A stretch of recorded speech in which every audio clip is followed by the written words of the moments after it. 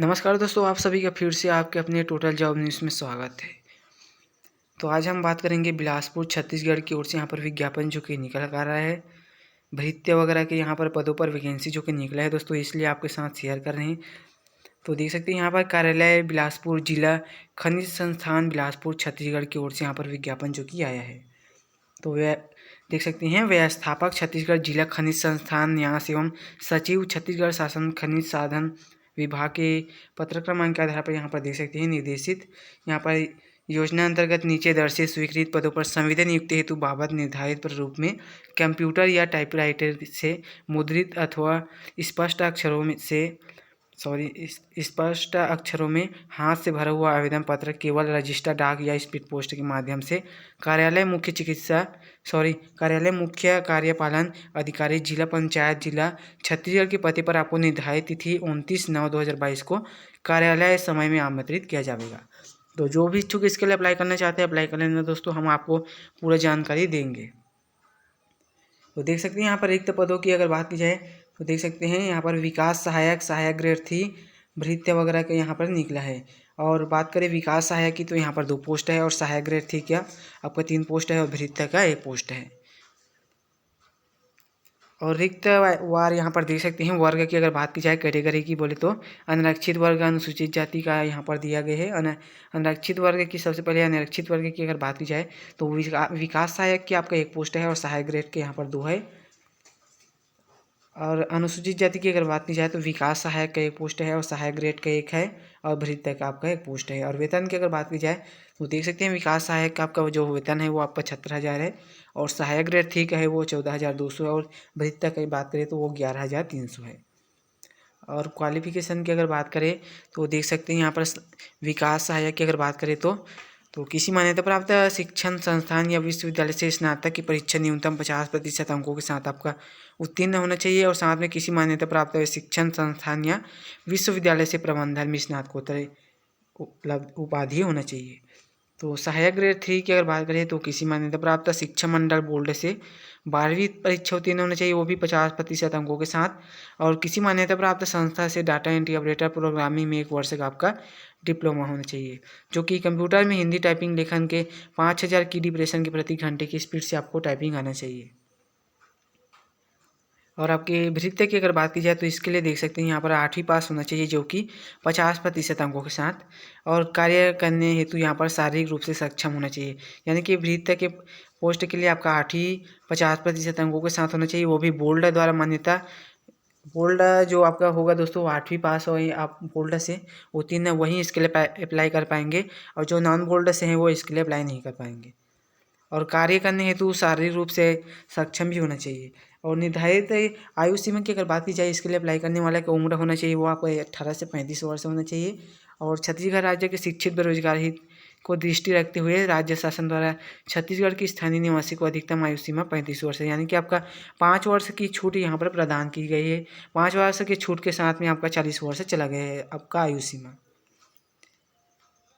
तो देख सकते हैं यहाँ पर छत्तीसगढ़ राज्य की स्थानीय निवासी महिलाएं आरक्षित वर्ग जो भूतपूर्व सैनिक है, निःशक्त जन है उसको या अंतर्जातीय विवाह प्रोत्साहन योजना के अंतर्गत पुरस्कृत दंपति के स्वर्ण सहभागी राज्य में प्रचलित शहीद राजीव पांडे पुरस्कार या गुंडाधर सम्मान, महाराजा प्रवीर चंद्र भंजदेव सम्मान प्राप्त खिलाड़ियों तथा राष्ट्रीय युवा पुरस्कार प्राप्त युवाओं को शासन द्वारा समय समय पर आयु में दी गई छूट संबंधी जो आदेश निर्देश वो सब इसमें लागू है।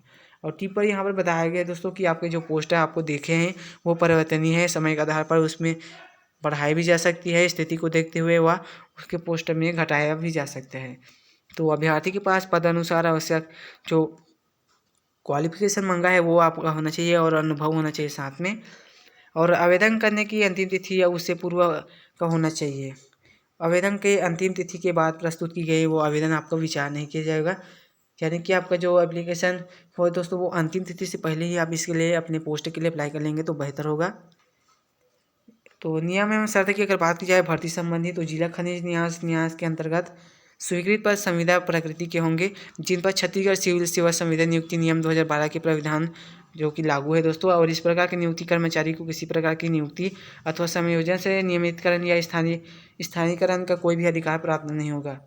और संविदा पर नियुक्त व्यक्ति की सेवा समाप्ति पश्चात उसके सेवा अवधि के लिए पेंशन या अन्य जो राशि की पात्रता होगी वो सब आपका नहीं है। संविदा पर नियुक्त कर्मचारी को संविदा सेवा के लिए मासिक एक मुश्त वेतन आपको दिया जाएगा, जिसके लिए अतिरिक्त कोई जो वेतन, महंगाई भत्ता, गृह भाड़ा ये सब आपको दिया नहीं जाएगा।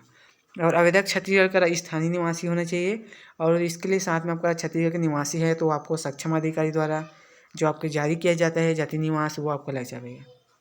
और उम्मीदवारों को आयु सत्यापन हेतु आपका 8वीं या हाई स्कूल का आपका प्रमाण पत्र दे सकते हैं दोस्तों अपने आयु की सत्यापन हेतु, या आपके पास अगर जन्मतिथि प्रमाण पत्र है तो बेहतर हो जाएगा आपके लिए। और शासकीय हो या अर्ध शासकीय संस्था में कार्यरत कर्मचारी को अपना आवेदन पत्र उन संस्थाओं की नियोक्ता के अनापत्ति प्रमाण पत्र सहित प्रस्तुत करना है, और पूर्व संस्था का नियुक्ति पत्र एवं संलग्न प्रारूप में अनुभव प्रमाण पत्र आपको प्रस्तुत करना है।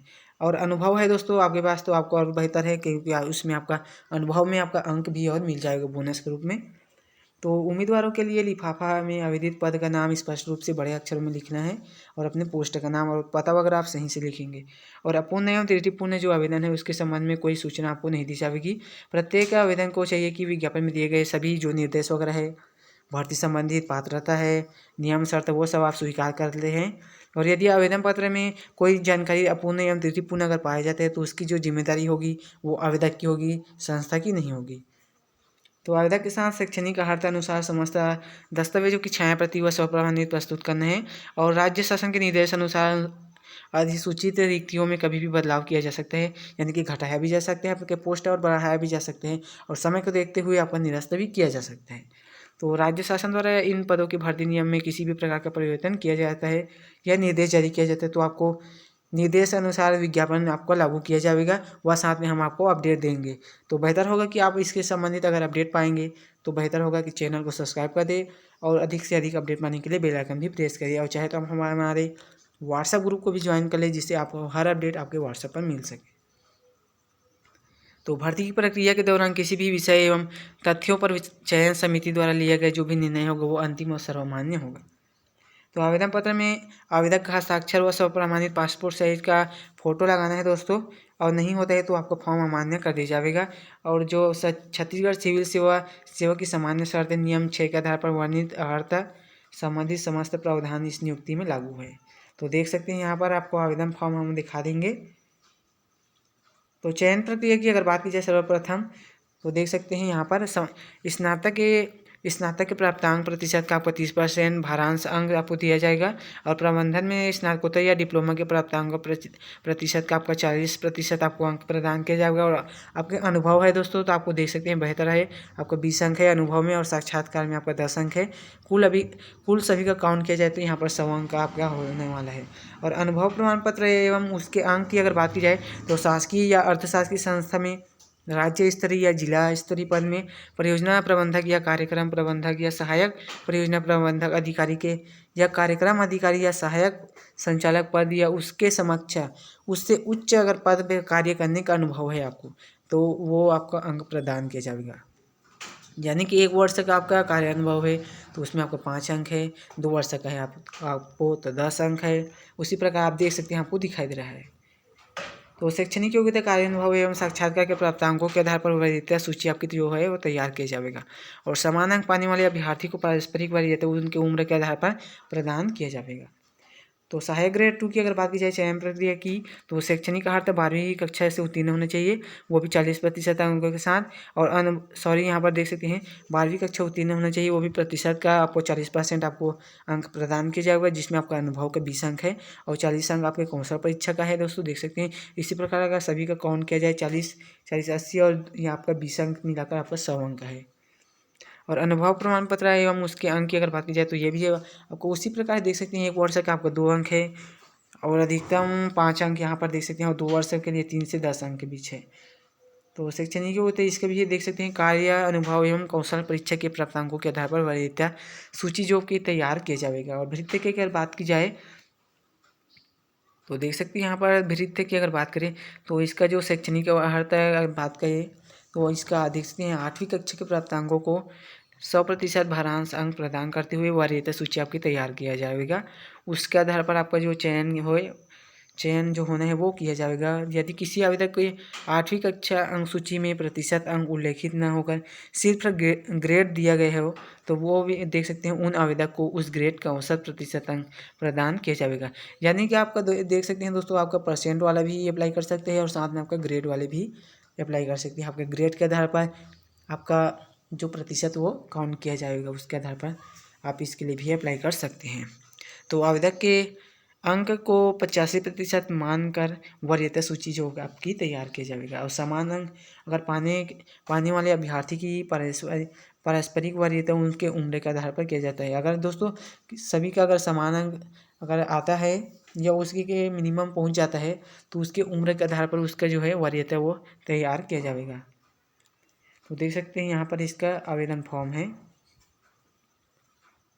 इसको आप प्रिंट करवा लेंगे और अपनी पोस्ट के लिए अप्लाई करेंगे। और किसी भी प्रकार के अगर डाउट वगैरह होगा इस वैकेंसी से रिलेटेड तो मुझे कमेंट करना, हम आपको डाउट क्लियर करेंगे और साथ में आपको इसका ये आवेदन फॉर्म भी आपको दे देंगे हम। कमेंट कर जरूर करना। या बेहतर होगा कि आपको फॉर्म वगैरह अगर चाहिए तो आप हमारे व्हाट्सएप ग्रुप से ज्वाइन हो जाइए, वहाँ पर हम आपको दे देंगे।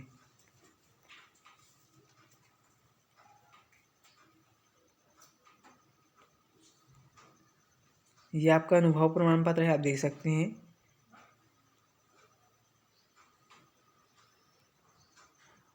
और ये आपका सहायक ग्रेड 3 का देख सकते हैं दोस्तों, ये आपका सहायक ग्रेड 3 का फॉर्म है।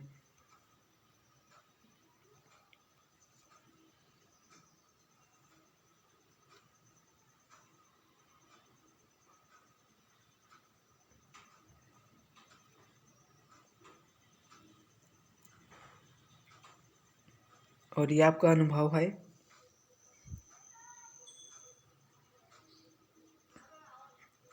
और ये आपका भृत्या क्या है, आप देख सकते हैं।